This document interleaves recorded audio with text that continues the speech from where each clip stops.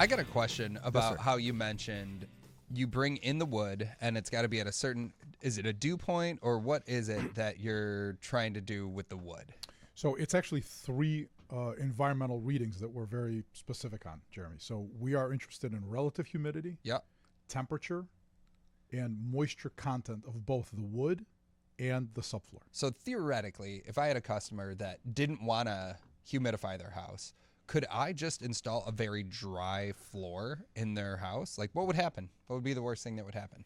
Well, so first of all, when we order all of our lumber, specifically into the Midwest, it's actually kiln dried to a very specific moisture content for our region. Okay.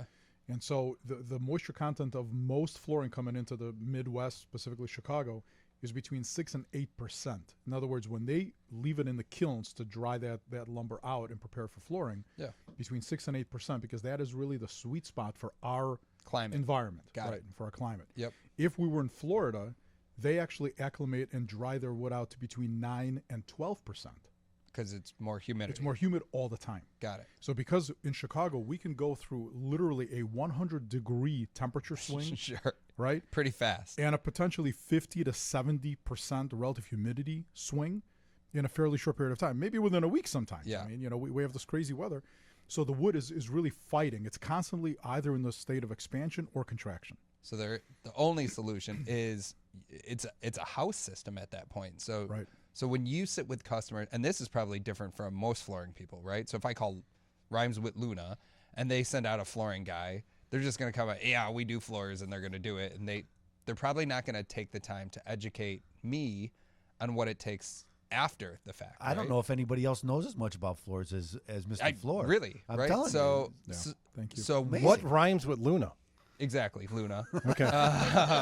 Or Empire rhymes with Empire, right? Those or Home Depot, right? We talked. Those are those. Hey, you yelled at people for banging on the table. No, Don't bang on the table. No, he was just trying to catch himself because he was falling off. I was laughing so hard. I guess my question is that like what steps does your company do to tell the customer like, look, we're putting in this beautiful floor. You're gonna love it. Of course, you're gonna love it because we're doing it.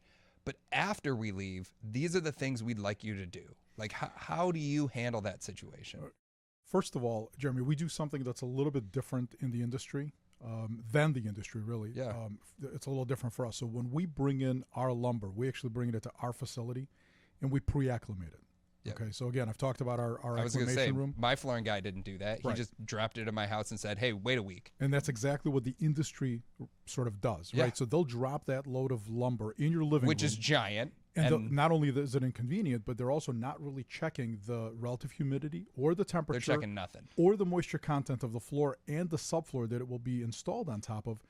All they know to do is just drop it off. So it's really just for the sake of dropping it off. Sure. Before we deliver your flooring to your home, our production staff will come out to your home. They will take those specific environmental readings. And if your house, and only if your house is ready to receive our wood, will that wood flooring be delivered. So we will ask you to raise or lower your temperature, raise or lower your relative humidity, depending on what time of the year it is. Incredible. So we do it a little bit more scientifically, but we have the greatest chance of success. But again, in minus 20-degree weather, if your humidifier is not operational or is not able to keep up with that drying of the heat, the heating system that's pumping hot air, you don't stand a chance. You will sort of create gaps, and those gaps will last up until spring. And then in the spring, everything reverses itself and we start to re-expand back out.